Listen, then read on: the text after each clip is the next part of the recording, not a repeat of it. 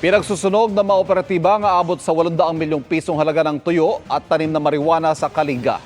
Pinakamalaking marijuana eradication yan sa mga nakalipas na taon ayon sa AFP. Nakatutok si June Veneracion. Kinailangang gumamit ng Black Hawk at Huey helicopter ng Air Force para marating ang mga liblib at masukal na bahagi ng Mount Chumanchil sa Kalinga. Ang kanilang pakay ang nabistong halos 20 hektaryang marijuana plantation. May mga sinunog na marijuana at meron ding kinumpiska.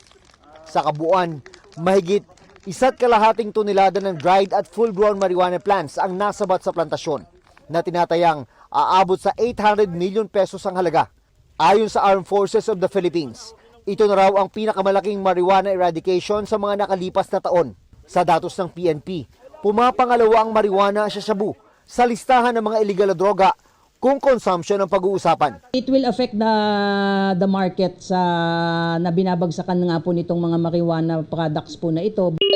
Sa monitoring ng PNP, kabilang daw sa pinakamalaking distribution area ng marijuana na mula sa mga kabundukan ng Kalinga ay ang Northern, Central at Southern Luzon. Kasama na rin ang Metro Manila.